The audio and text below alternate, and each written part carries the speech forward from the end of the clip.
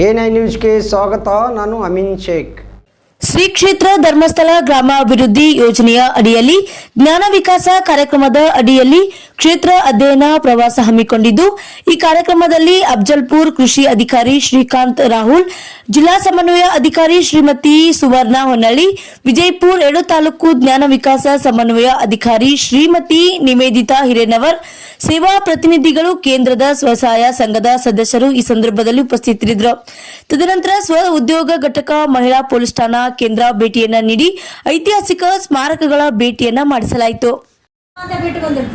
ಹೌದಲ್ಲ, ಮಕ್ಕಳಿಗೆ ಯಾರೇ ನಂಬಿಕೆಯಿಂದ ಕಳ್ಸಕ್ ಹೋಗ್ಬೇಡ್ರಿ. ಈಗ ಸಾಲಿ ಕಳಿಸ್ತೀನಿ ನಿಮ್ಮ ಮಗಳನ್ನ, ಭಾಳ ಶಾಣೆ ಅದಾಡ್ರಿ, ನಾ ಅಲ್ಲಿ ಕರ್ಕೊಂಡು ಹೋಗಿ ಕಲಿಸ್ತೀನಿ, ಇಲ್ಲಿ ಕರ್ಕೊಂಡು ಹೋಗಿ ಕಲಿಸ್ತೀನಿ ಅಂತಂದ್ರೆ ಎಲ್ಲ ಈಗಿನ ಕಾಲದಲ್ಲಿ ಯಾವುದೇ ಥರ ವ್ಯಕ್ತಿಗಳು ಆ ಥರ ಇಲ್ಲ. ಅದಕ್ಕಾಗಿ ಸ್ವಲ್ಪ ಹುಷಾರಿಂದ ನಿಮ್ಮ ಮಕ್ಕಳನ್ನು ಎಲ್ಲೇ ಕಳಿಸ್ಬೇಕಾದ್ರೆ ಹುಷಾರಿಂದಿರಿ. ಆಮೇಲೆ ನಿಮ್ಮ ಮನೆಯಲ್ಲಿ ಒಡವೆ ವಸ್ತುಗಳನ್ನು ಇಟ್ಟಿರ್ತೀರಲ್ಲ, ಇಟ್ಟು ಕೇಸಿಂದ ಎಲ್ಲೋ ಹೋಗ್ತೀರಿ ಕಿಲಿ ಹಾಕೊಂಡು, ಯಾವುದೇ ಕಿಲಿ ಹಾಕೊಂಡು ಹೋಗ್ಬೇಕಾದ್ರೆ ನಮ್ಮಲ್ಲಿ ಪೊಲೀಸ್ ಸ್ಟೇಷನ್, ಸಂಬಂಧಪಟ್ಟ ಪೊಲೀಸ್ ಸ್ಟೇಷನ್ ಇರುತ್ತಲ್ಲ ನಿಮ್ಮ ಏರಿಯಾದಲ್ಲಿ, ಆ ಪೊಲೀಸ್ ಸ್ಟೇಷನ್ಗೆ ಮಾಹಿತಿ ಕೊಟ್ಟು ಹೋಗ್ಬೇಕು. ನಾವಿಲ್ಲೆಲ್ಲ ಪ್ರತಿದಿನ ನಮ್ಮ ಪೊಲೀಸ್ನವರು ನಮ್ಮ ಏರಿಯಾದಲ್ಲಿ ಅಡ್ಡಾಡ್ತಾರ, ಯಾರ ಮನೆ ಚಾವಿ ಹಾಕಿರ್ತೈತಲ್ಲ ಅದ್ರ ಲಿಸ್ಟ್ ತರ್ತಾರ, ನಮಗೆ ಕೊಡ್ತಾರ. ನಮ್ಮ ರಾಷ್ಟ್ರೀಯ ಗಸ್ತಿನ ಅಂತ ಇದನ್ನೆಲ್ಲ ಸಿಬ್ಬಂದಿಗಳು ಅಲ್ಲಿ ಹೋಗಿ ಆ ಮನೆ ಹತ್ರ ಸ್ವಲ್ಪ ಗಸ್ತ ಅಡ್ಡಾಡ್ತಿರ್ತಾರೆ. ಸೊ ನೀವು ಆ ಥರ ಮಾಡಿದ್ರಿ ಅಂತಂದರೆ ನಿಮ್ಮ ಮನೆ ಕಿಲಿ ಹಾಕಿರೋದು 1-2 ದಿನ 3 ದಿನ ಕಿಲಿ ಹಾಕಿದ್ರಿ ಅಂದರೆ ಅಟ್ಲೀಸ್ಟ್ ಸಂಬಂಧಪಟ್ಟ ನಿಯರೆಸ್ಟ್ ಪೊಲೀಸ್ ಸ್ಟೇಷನ್ಗೆ ಹೇಳಿ ಹೋಗ್ಬೇಕಾಗತ್ತೆ. ಹೇಳೋದ್ರಿ ಅಂದ್ರೆ ನಮ್ಮ ಪೊಲೀಸ್ನವರಲ್ಲಿ ಅಡ್ಡಾಡ್ತಿರ್ತಾರೆ. ಇಲ್ಲಾಂದ್ರೆ ನೀವು ಹೋಗ್ಲಿಲ್ಲ ಅಂದರೆ ಈಗಿನ ಕಾಲದಲ್ಲಿ 2-3 ದಿವಸ ಮನೆ ಕಿಲಿ ಹಾಕಿದ್ರೆ 3ನೇ ದಿವಸಕ್ಕೆ ಹೊಡೆದು ಬಿಡ್ತಾರೆ ಆ ಮನೇನ. ಅದಕ್ಕೆ ಸ್ವಲ್ಪ ಜಾಗೃತಿ ಇರಿ ಮನೇನ. ಸೊ ಆಮೇಲೆ ಯಾರೇ ನಿಮ್ಮ ಮನೆ ಕಡೆ ಸಂಶಯಾಸ್ಪದ ವ್ಯಕ್ತಿಗಳು ಏನೋ ಬಂದರೂ ಕೂಡ ನೀವು ಮನೆಯಾಗಿದ್ರಿ ಅಂತಂದರೆ, ಆ ಥರ ವ್ಯಕ್ತಿ ಬಂದರೆ ನಾನು 112 ಅಂತ ಹೇಳಿ ನಂಬರ್ ಇದಲ್ಲ ನಮ್ಮ ಪೊಲೀಸ್ ಇಲಾಖೆಯಿಂದ ಸುಮಾರು 44 ತುರ್ತು ಸೇವೆಗೆ ಅಂತ ಹೇಳಿದ್ನಲ್ಲ. ಸೊ ಆ ತುರ್ತು ಸೇವೆಗೆ ಇರುವಂಥ 112 ನಂಬರ್ಗೆ ನೀವು ಸಡನ್ನಾಗಿ ಕಾಲ್ ಮಾಡಿದ್ರಿ ಅಂದರೆ ನಮ್ಮ ವಾಹನ ನಿಮ್ಮ ಮನೆ ಹತ್ರನೇ ಬರುತ್ತೆ. ಈಗ ನಾವೆಲ್ಲ ಮನೆ 30-40 ಲಕ್ಷ ರೂಪಾಯಿ ಮನೆ ಇದು ಕಟ್ಟಿರ್ತೀವಿ, 55 ಲಕ್ಷ ಕೊಟ್ಟು ಮನೆ ಕಟ್ಟಿರ್ತೀವಲ್ಲ, ಒಂದು 2,000 ರೂಪಾಯಿ ಕೊಟ್ಟು ಒಂದು CCTV ಹಾಕಕ್ಕೆ ಏನಾಗುತ್ತೆ, ಹಾಕ್ಬೋದಲ್ಲ. ಇಲ್ಲಾಂದ್ರೆ ಒಂದು ಏರಿಯಾದವ್ರು ಕೂಡಿಕೆಸಿಂದ ನಿಮ್ಮ ಏರಿಯಾ ಎಂಟ್ರೆನ್ಸಿಗೆ ಒಂದು ಈ ಕಡೆ ಹೋಗೋದೊಂದು, ಆ ಥರ ಒಂದು CCTVಗಳನ್ನು ನೀವು ಎಲ್ಲರೂ ಕೂಡಿಕೆಸಿಂದ ಒಂದು ಏರಿಯಾದವ್ರು ಕೂಡಿ ಹಾಕಿದ್ರಿ ಅಂದ್ರೆ ನಿಮ್ಮ ಮನೆಗಳು ಸೇಫ್. ನಿಮ್ಮ ಮನೆ ಮುಂದೆ ಆಡುವಂಥ ನಿಮ್ಮ ವೆಹಿಕಲ್ಗಳು ನಿಂದ್ರಿಸಿರ್ತೀರಿ, ನಿಮ್ಮ ಯಾವ ವಾಹನಗಳು ನಿಂದ್ರಿಸಿ, ಮಕ್ಕಳು ಆಡ್ತಿರ್ತಾರೆ, ಎಲ್ಲ ಥರ ಸೇಫ್. ಮಕ್ಕಳು ಕಳ್ಳರು ಬಂದಾರಂತ ಭಯ ಇರಂಗಿಲ್ಲ, ಏನೂ ಇರಂಗಿಲ್ಲ. ಅದಕ್ಕೆ ಸ್ವಲ್ಪ ಅದನ್ನ ಜಾಗೃತಿಯಿಂದ ನೀವು ಮಾಡೋದು ಅನ್ಕೊಂಡು ಕಡೆ ನಾವು ಇಲ್ಲಿ ಇದ್ರ ಸಿದ್ದೇಶ್ವರ ಟೆಂಪಲ್ನಾಗ ಹೇಳ್ತಿದ್ವಿ, ಅದು ಡುಪ್ಲಿಕೇಟ್ ಐತ್ರಿ, ಅದನ್ನೇನು ಮಾಡಿದ್ರಿ ಅಂತಿದ್ರೆ, ಡುಪ್ಲಿಕೇಟ್ ಇದ್ರೆ ನಿಮ್ಮ ಕೊರಳ ತಾನೇ ಒರಿಜಿನಲ್ ಐತಲ್ಲ, ಕಿತ್ಕೊಳ್ಳುವಾಗ ನಿಮ್ಮ ಕೊರಳಿಗೆ ಏನು ನೀವೇ ಅಲ್ಲ. ಅದಕ್ಕೆ ಸುರಕ್ಷಿತವಾಗಿ ಅದನ್ನಿರೋದು. ಮತ್ತು ನಿಮಗೆಲ್ಲ ಮಕ್ಕಳಿದಾರಲ್ಲಮ್ಮ, ಸಣ್ಣ ಮಕ್ಕಳು ಇದ್ದಾರಲ್ಲ, ಹೆಣ್ಮಕ್ಳಿದ್ದಾರೆ. ಹೆಣ್ಮಕ್ಳಿದ್ದಂಥ ತಾಯಂದಿರಿಗೆ ಒಂದು ಕಿವಿ ಮಾತು ಹೇಳೋಕ್ಕೆ ಇಷ್ಟಪಡ್ತೀನಿ. ನಿಮ್ಮ ಮಕ್ಕಳು, ಹೆಣ್ಣು ಮಕ್ಕಳು ಎಲ್ಲೇ ಹೋಗಲಿ ಏನೋ ಮಾಡಿ, ನೀವು ಏನಾದರೂ ಅವ್ರು ಹಂಚ್ಕೊಳ್ಳೋಕೆ ಬಂದರು ಅಂತಂದರೆ ಅವ್ರ ಜೊತೆ ಹೆಂಗಿರ್ಬೇಕಂದ್ರೆ ಗೆಳತಿ ಥರ ನಿಮ್ಮ ರಿಲೇಷನ್ಶಿಪ್ ಇರ್ಬೇಕು. ಸಂಬಂಧ ಹೆಣ್ಮಕ್ಳ ಜೊತೆ ಗೆಳತಿ ಥರ ಇರಲಿ. ಅದನ್ನು ಬಿಟ್ಬಿಟ್ಟು ಅವಳು ಏನೋ ಅಂತ ಹೇಳಕ್ಕೆ ಬಂದಿರ್ತಾಳೆ, ನೀವೇನಂದ್ರೆ ನಮ್ಮ ಕೆಲಸನ ಜಾಸ್ತಿ ಐತಾಗೆ ನೋಡಿ ಆಮೇಲೆ ಕೇಳ್ತೀನಿ ಅಂದರೆ ಅವ್ರು ಯಾರ ಮುಂದೆ ಹೇಳ್ಕೋಬೇಕು. ಏನೇ ಆಗಲಿ ಮಕ್ಕಳಿಗೆ ಅದನ್ನು ನೀವು ಇದನ್ನು ಕೇಳಿಕೆಯಿಂದ ಹೆಣ್ಮಕ್ಳಿಗೆ ಏನಾಗೈತಮ್ಮ, ಏನು ವಿಷಯ ಅಂತ ಕೇಳಿದ್ರೆ ಅವ್ರು ಮುಚ್ಚುಮರೆ ನಿಮ್ಮ ಜೊತೆ ಹಂಚ್ಕೊತಾರೆ. ಅದನ್ನು ಬಿಟ್ಬಿಟ್ಟು ನಾವು ಏನೋ ಕೇಳಲಿಲ್ಲ ಅಂದ್ರೆ ಅವ್ರು ಯಾರ ಜೊತೆ ಹಂಚ್ಕೋಬೇಕು. ಏನಾದರೂ ಅನಾಹುತ ಆದಮೇಲೆ ನೀವೇನಂತೀರಿ, ಇಲ್ಲ ಮಾಡಿಲ್ಲ. ಯಾಕೆ ಹೇಳ್ತಿದ್ದೀನಿ ಅಂದರೆ ಇಲ್ಲಿ ನಮ್ಮ ಮಹಿಳಾ ಸ್ಟೇಷನ್ ಇದೆ ಪಕ್ಕಕ್ಕೆ. ಆ ಮಹಿಳಾ ಸ್ಟೇಷನ್ದಾಗ ಸಣ್ಣ ಹುಡುಗಿಯರೆಲ್ಲ ಬರ್ತಾವೆ. 9ನೇ 10ನೇ 11ನೇ 12ನೇ ಇದ್ದದ್ದು ಮಕ್ಕಳು ಬರ್ತಿರ್ತಾರಲ್ಲ, ಎದಕ್ಕಮ್ಮ ಹೋಗಿದ್ರಿ ಅಂತ ಕೇಳಿದ್ರೆ ಏನಂತಾರೆ, ಇವನು ಭಾಳ ಚಲೋ ಅದಾನ್ರಿ ಮೇಡಮ್, ಅದನ್ನು ಕೊಡ್ಸೋಣ ಇದನ್ನು ಕೊಡ್ಸೋಣ ಅಂತಾರೆ. ಸೊ ಎದಕ್ಕಂತಾರೆ ಅವರು, ನಾವು ನಮ್ಮ ಮಕ್ಕಳಿಗೆ ಅದನ್ನು ಕೇಳಿ ಕೊಡಿಸ್ದೇ ಇರೋ ಮಟ್ಟಕ್ಕೆ ಯಾವನೋ ಒಬ್ಬನು ಬರ್ತಾನ, ಅವ್ರ ವಿಶ್ವಾಸ ಗಳಿಸ್ಕೊತಾನ, 5-10 ಸಾವಿರ ರೂಪಾಯಿ ಖರ್ಚು ಮಾಡ್ತಾನೆ ಅವ್ರ ಮೇಲೆ. ಮಾಡಿದ್ಮೇಲೆ ಅವ್ರಿಗೆ ಏನಾಗುತ್ತೆ, ಅವ ಭಾಳ ಚಲೋ ಆಗ್ಬಿಡ್ತಾನೆ. ಹತ್ತಿರತಂತ ತಂದೆ ತಾಯಿ ಅವ್ರಿಗೆ ಕೆಟ್ಟಾಗ್ಬಿಡ್ತೀವಿ ನಾವು. ಅದನ್ನ ಮಕ್ಕಳಿಗೆ ನಾವು ಕೊಡ್ಸೋದು ಲೇಟ್ ಆಗುತ್ತಮ್ಮ. ಸ್ವಲ್ಪ ಅದನ್ನ ನೀವು ಏನಾದರೂ ಸ್ವಲ್ಪ ತಡೀರಮ್ಮ, ನಾನು ಕೊಡಿಸ್ತೀನಿ ಅಂತ ಹೇಳಿದ್ರೆ ಅಂದರೆ ಅವರು ಅದನ್ನ ಬಿಡ್ತಾರೆ. ಅದನ್ನ ಬಿಟ್ಬಿಟ್ಟು ನಾವು ಎರಡೇ ಕಡೆ ನಮ್ಗೇನಾಗುತ್ತೆ ಅಂತ ಹೇಳಿ ಅಂದ್ಬಿಟ್ರೆ ಆ ಮಕ್ಕಳಲ್ಲಿ ಬೇರೆ ಒಬ್ರು ಬಂದು, ನಾನು ಎಲ್ಲ ಕಡೆ ಏನಂತೀನಿ ಗೊತ್ತಾನ, ಬಂದಲ್ಲಿ ಸ್ಕೂಲು ಕಾಲೇಜಿಗೆ ನಾನು ಹೋಗ್ತಾ ಇರ್ತೀನಲ್ಲ, ಚಪ್ಪಾಳೆ ಯಾವತ್ತು ಒಂದು ಕೈಲೇ ತಟ್ಟಲ್ಲ, 2 ಕೈ ಜೋಡಿಸಿದ್ರೆ ಚಪ್ಪಾಳೆ ಆಗತ್ತೆ. ನನ್ನ ಮಗಳು ಭಾಳ ಚಲೋ ರೀ, ಅವ ಎದುರಿಗಿನ ಹುಡುಗನ ಸುಮಾರ್ದಾನ ಅಂತೇಳಿ ನಾವಂದ್ರೆ ಅಲ್ಲಿ ನನ್ನ ಮಗಳು ಕೆಟ್ಟಿರ್ತಾಳೆ, ನನ್ನ ಮಗಳ ನಮ್ಗೆ ತಪ್ಪು ಕಂಡು ಬರೋಂಗಿಲ್ಲ. ಅಲ್ಲಿ ಆ ಎದುರಿಗಿರೋ ಹುಡುಗನ ಕಂಡು ಬರುತ್ತೆ. ಯಾಕ ಆ ಹುಡುಗಿನ ಕರ್ಕೊಂಡೋಗಿರ್ತಾನೆ. ಸೊ ಅದಕ್ಕೆ ನೀವೇನು ಮಾಡಬೇಕು, ನಿಮ್ಮ ಮಕ್ಕಳನ್ನು ಸ್ವಲ್ಪ ನೋಡ್ಕೊತಾ ಇರ್ಬೇಕು. ಎಲ್ಲೇ ಕಳ್ಸಿನ್ ಬಿಡು, ನಾ ಸಾಲಿ ಕಳ್ಸೀನಿ, ಎಲ್ಲೋ ಹಾಸ್ಟೆಲ್ದಾಗ ಇಟ್ಟೀನಿ, ನನ್ನ ಮಗಳ್ರಿ ಹಾಸ್ಟೆಲ್ದಾಗ ಅದಾಳ್ರಿ ಭಾಳ ಚಲೋ ಅದ ಎಲ್ಲನೆಲ್ಲ ನೀವು ನಿಮ್ಮ ಮಕ್ಕಳನ್ನು ಹತೋಟಿಯಲ್ಲಿ ಇಡೋದು ನಿಮಗೆ. ಯಾಕಂದ್ರೆ ನಾನು ಹೋಗುವಾಗ ದಾರ್ಯಾಗ ಈಗ ನಾವು ಬರೀ ಹುಡುಗಿಯರಿಗೆ ಹೇಳಕತ್ತಿಲ್ಲ, ಎಷ್ಟೋ ಮಂದಿ ನಮ್ಮಲ್ಲಿ ಬರ್ತಾರೆ, ಎರಡು ಮಕ್ಕಳು ಬಿಟ್ಟು ಓಡೋಗ್ತಾರೆ, ಅಂಥವ್ರು ಹೋದಾರ. ಯಾಕಾಗತ್ತಾ? ನಾನು ಹೇಳಿದ್ನಲ್ಲ, ಚಪ್ಪಾಳೆ ಒಂದು ಕೈಲೇ ಆಗಲ್ಲ. ನಾನು ಹೋಗ್ತಾ ಇರೋ ದಾರ್ಯಾಗ ಯಾರೋ ನೋಡಿ ನನ್ನ ನಕ್ಕನಂದ್ರೆ ನಾನು ತಿರ್ಗಾ ಅವ್ನು ನೋಡಿ ಸ್ಮೈಲ್ ಮಾಡಿದ್ನಂದ್ರೆ ಅವ ಏನಂತಾನೆ, ಇವತ್ತು ನಕ್ಕ ನಾಳೆ ಗ್ಯಾರಂಟಿ ಬೋತಾಳೆ, ನಡಿಲೇಕೆ ಮನೆ ಕಡೆ ಹೋಗೋ ಇನ್ನೊಂದ್ರೆ ಅವನಂತಾನೆ. ಅದನ್ನು ಕಾಲನ್ ಚಪ್ಲಿ ಕೈಯಾಗಿ ತೊಗೊಂಡಂತಂದ್ರೆ ಬೇಡಪ್ಪ, ಹೆಣ್ಮಗಳು ಸುಮಾರು ಅದಾಳೆ, ಎಲ್ಲರೂ ಹೊಡೆಗಿಡ್ದ ಮಂದ್ಯಾಗ ಅಂತ.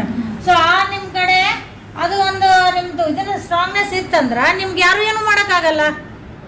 ಅದನ್ನು ಮೊದಲೇ ಇದನ್ನು ಮಾಡ್ಕೋಬೇಕು. ಆಮೇಲೆ ಎಲ್ಲೇ ಹೋಗ್ರಮ್ಮ ಎದೆ ಇದನ್ನು ಮಾಡಿರಿ. ಈಗ ಒಂದು ಸಂಘದಾಗ ನೀವು ಇದನ್ನು ತೊಗೊಂಡಿರ್ತೀರಿ. ಹೆಣ್ಮಕ್ಳಿಗೆ ಹೇಳ್ತೀನಿ ಜಾಗೃತಿಯಿಂದ ಇರೋಕೆ. ಈಗ ಧರ್ಮಸ್ಥಳ ಸಂಘದಾಗ ನಿಮ್ಗೆ ಏನೋ ಒಂದು ಸಾಲ ಇದನ್ನು ಸೌಲಭ್ಯ ಮಾಡಿ ಕೊಡ್ತಾರೆ. ಇನ್ನೊಬ್ಬ ಯಾರೋ ಬರ್ತಾರೆ ನಿಮ್ಗೆ ಅಮಾರ್ಸಕ್ಕೆ, ಹೆಣ್ಮಕ್ಳಿಗೆ ಬಂದ ಕೇಸಿಂದ ನಮ್ಮ ಕಡೆ ಸಾಲ ಕೊಡ್ತೀವಿ, ನೀವು ಒಬ್ಬಕ್ಕೆ ಬರಬೇಕು, ಯಾರೂ ಕರ್ಕೊಂಡು ಬರ್ಬಾರ್ದಂತ. ಸೊ ಹಾಗಾಗಿ ಅಮಾರ್ಜಿ ಹೆಣ್ಮಕ್ಳು ಏನು ಮಾಡ್ತೀರಿ, ನನಗೆ ಒಬ್ಬಾಕಿಗೆ ಬಾ ಅಂತಂದಾನ ತಡಿ ಏನೋ ಕೊಡ್ತಿರ್ಬೇಕು ಅಂಥೇಳಿ. ಹೆಂಗೆ ಆಸೆ ಮನುಷ್ಯನಿಗೆ ಹೆಂಗಿರ್ತದೆ ಅಂತಂದ್ರೆ ಪಕ್ಕದ ಮನೆಗೆ ಹೇಳಂಗಿಲ್ಲ, ನೀವು ಗೆಳತಿರ್ತಾಳೆ ಅಕ್ಕಿಗೂ ಹೇಳಂಗಿಲ್ಲ. ಯಾಕಂದ್ರೆ ಮತ್ತೆ ಅಕ್ಕಿಗೂ ಸಿಗ್ತೈತಲ್ಲ, ಬೇಡ ಅಂತ ಹೋಗ್ತೀರಿ. ಅಲ್ಲಿ ಅಮಾರ್ಜ್ ಹೋದ್ರಿ ಅಂತಂದ್ರೆ ನಾಳೆ ಹೆಚ್ಚು ಕಮ್ಮಿ ಆಯ್ತು ಅಂದ್ರೆ ಯಾರು ಜವಾಬ್ದಾರಿ? ಹೊಣೆಗಾರ ನಿಮ್ಮೇ ಅಲ್ಲ. ಈ ಥರ ಆಗಿರೋದು ಎಲ್ಲೇ ಒಂದು ಊರಲ್ಲಿ ಆಗಿರೋದು ಘಟನೆ ಇದು. ಸಾಲ ಕೊಡ್ತೀನಿ ಅಂತ ಕರ್ಕೊಂಡೋಗಿ ಹೆಣ್ಮಗಳ ಮೇಲೆ ಅತ್ಯಾಚಾರ ಮಾಡಿರೋ ಪ್ರಕರಣ ಇದೆ. ಸೊ ಅದಕ್ಕೆ ನೀವು ಸ್ವಲ್ಪ ಜಾಗೃತಿ ಇದ್ದೀರಿ. ಯಾರೋ ಕರೆದ್ರು ಮಾಡಿದ್ರು ಅಂತೇಳಿ ಹೋಗಕ್ಕೆ ಹೋಗ್ಬೇಡ್ರಿ. ಎಲ್ಲೇ ಹೋದ್ರು ಕೂಡ ನಿಮ್ದೊಂದು ಟೀಮ್ ಇರ್ತದೆ. ಇದು ತುಂಬ ಚೆನ್ನಾಗಿದೆ. 10 ಜನದ್ದು ಒಂದು ಟೀಮ್ ಮಾಡಿರ್ತೀರಿ, ಒಂದು ಏರಿಯಾದಲ್ಲಿ ಒಬ್ರು ಇದಿರ್ತಾರೆ. ಆ ಥರನ ನೀವು ಅಡ್ಡಾಡ್ಬೇಕು. ಅವರು ಸಾಲ ಕೊಟ್ಟು ನಿಮ್ಮನ್ನು ಯಾವ ಥರ ಇದನ್ನು ಮಾಡಬೇಕು, ಆ ಬಳಕೆ ಮಾಡಬೇಕು, ಅದನ್ನು ಯಾವ ಥರ ಯೂಸ್ ಮಾಡ್ಕೋಬೇಕಂತ ಹೇಳ್ತಾರೆ.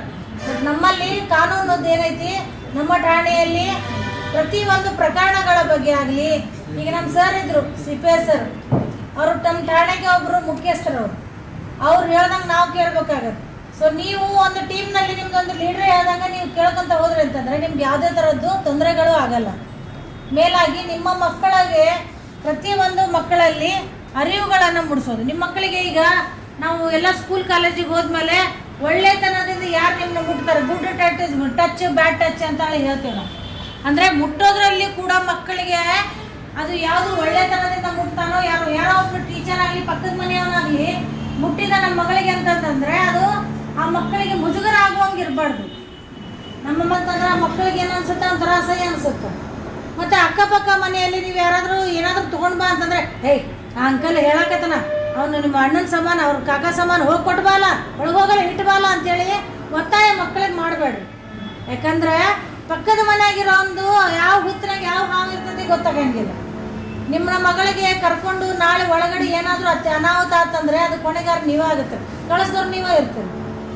ಈಗ ನಾವೊಂದು ಇನ್ಸಿಡೆಂಟ್ ಆಗಿತ್ತು, ಪಕ್ಕದ ಮನ್ಯಾಗ ಒಂದು 5 ವರ್ಷದ ಹುಡುಗಿ ಮೇಲೆ 30 ವರ್ಷದವ ಮನ್ಯಾಗ ರಿಮೋಟ್ ಕೊಡಲಿಲ್ಲ ತಾಯಿ.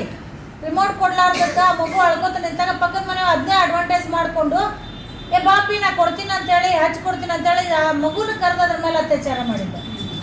ಒಂದು ಯಾರೋ ಏನೋ ನನ್ನ ಮನೆಗೆ ಒಂದು ಗುಳಿಗೆ ತಂದು ಕೊಡುವ ಅಂತೇಳಿ ಕರೆದು ಕೇಸಿಂದ ಆ ಮಗುನ ಮೇಲೆ ಒಳಗಿಡಬಾ ಅಂತೇಳಿ ಒಳಗಿಡಾಕದು ಮಾಮೂಲಿಯಾಗಿ ಹುಡುಗಿ ಹೋಗೈತಿ ಆಕಿನ ಮೇಲೆ ಅತ್ಯಾಚಾರ ಮಾಡಿ.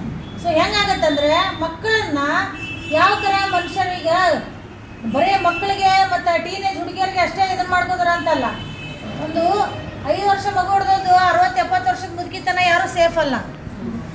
ಕೇಳಿರನ ಯಾರನ ಒಂದು 70 ವರ್ಷದ ಮುದುಕಿಗೆ ಮೊಮ್ಮಗನೇ ಅತ್ಯಾಚಾರ ಮಾಡಿದ್ನಂತ. 17 ವರ್ಷದ ಮೊಮ್ಮಗ ವಿಕೃತಾಗಿ ಮೊಬೈಲ್ಗಳನ್ನು ಬಳಕೆ ಮಾಡಿ ಮೊಬೈಲ್ ನೋಡಿ 14 ವರ್ಷದ ಅಣ್ಣ ಒಂದು 12 ವರ್ಷದ ತಂಗಿ ಮೇಲೆ ಅತ್ಯಾಚಾರ ಮಾಡ. ಅಂದ್ರೆ ಅದು ಪ್ರಕರಣಗಳು ನಿಮ್ಗೆಲ್ಲ ಟಿವಿಯಾಗ ಅದು ನೋಡಿರ್ಬೇಕು ನೀವು. ದಿನಕ್ಕೆ ದಿನ ಒಂದೊಂದು ಥರ ಆಗ್ತದೆ. ನಾವೆಲ್ಲ ಕಳಿಸಿರ್ತೇವೆ ಮಕ್ಕಳಿಗೆ ಏನೋ ಮಾಡ್ತಿರ್ತಾರಂತೇವೆ. ಸುಮಾರು ಕಡೆ ನೀವೆಲ್ಲ ಕ್ರೈಮ್ ಸ್ಟೋರಿ ಅನ್ನೋದು ನೋಡ್ತಿರ್ತೀರ, ಮಕ್ಕಳ ಮೇಲೆ ಯಾವ ಥರ ಆಗುತ್ತೆ. ಅದೇ ಥರ ನಿಮ್ಮ ಮಕ್ಕಳನ್ನು ನೀವು ಸುರಕ್ಷಿತವಾಗಿ ಇಟ್ಕೊಳ್ರಿ. ನಾನೆಲ್ಲ ಸ್ಕೂಲ್ನಲ್ಲಿ ಓದಕ್ಕೆ ಕೇಳ್ತಿರ್ತೀನಿ ಮಕ್ಕಳಿಗೆ, ಯಾಕಮ್ಮ ನೀವು ಮನ್ಯಾಗ ಹೋಗಿ ಯಾಕೆ ಹೇಳಂಗಿಲ್ಲ, ಏನರ ಆತಂದ್ರೆ ಮನ್ಯಾಗ ಹೋದ್ವಿ ಅಂದ್ರೆ ಸಾಲಿನ ಬಿಡಿಸ್ಬಿಡ್ತಾರೆ ನಮಗೆ. ಬೇಡ ನೀ ಸಾಲಿಗೆ ಹೋಗೋದೇ ಬೇಡ ಅಂತೇಳಿ ನಾ ಅದಕ್ಕೆ ಯಾರಿಗೂ ಹೇಳಂಗಿಲ್ಲ ಅಂತಾರೆ. ಕಡೆಗೆ ನಿಮ್ಮ ಟೀಚರ್ಸ್ಗಳು ಮುಂದಾರ ಹೇಳ್ರಿ ಅಂತೇಳಿ ನಾನು ಹೇಳ್ತಿರ್ತೇನೆ. ಯಾಕಂದ್ರೆ ಕೆಲವೊಂದು ಮಕ್ಕಳು ಈಗಿನ ಜನ್ರೇಷನ್ದಲ್ಲಿ ಮಕ್ಕಳದಲ್ಲಿ ಇದನ್ನ ಏನಾಗಿತ್ತು ಅಂತಂದ್ರೆ ಭಾಳ ಸೂಕ್ಷ್ಮ ಆಗಿಬಿಟ್ರೆ. ನೀವು ಶಾಲ್ಯಾಗ ಒಂದು ಮಾರ್ಕಸ್ ತೊಗೊಂಡು ಅಂತ ಯಾಕೆ ಬೈದ್ರಿ ಅಂತಂದ್ರೆ ಹೋಗಿ ಉರ್ಲಾಕೊಳ್ಳೋಂಥ ಮಕ್ಳು ಅದಾರ, ಹೋಗಿ ವಿಷಯ ತೊಗೊಳೋದು. ನಿನ್ನೆ ತಾನೇ ಒಂದು PUC ಸೆಕೆಂಡ್ ಇಯರ್ದು ಬರ್ಯಾಕೆ ಹೊಂಟಿತ್ತು ಹುಡುಗಿ, ಈಗ ಎಕ್ಸಾಮ್ ಆಯ್ತಲ್ಲ, ಇವತ್ತು ಎಕ್ಸಾಮ್ ಆಯ್ತು ಅಂತ ಹೋದಕ್ಕೆ ಹಾರ್ಟಾಗಿ ಎಲ್ಲ ಸತ್ತಾಳಂತ.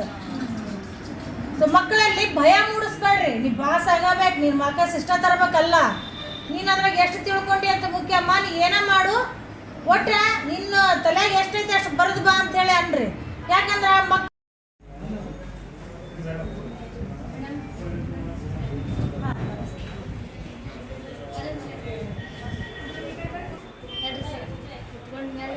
ರಿಪೋರ್ಟ್ ಮಾಡ್ಕೊಡೋದು, ರಿಪೋರ್ಟ್ ಮೇಲೆ ರಿಪೋರ್ಟ್ ಮಾಡ್ಕೊಡೋದು.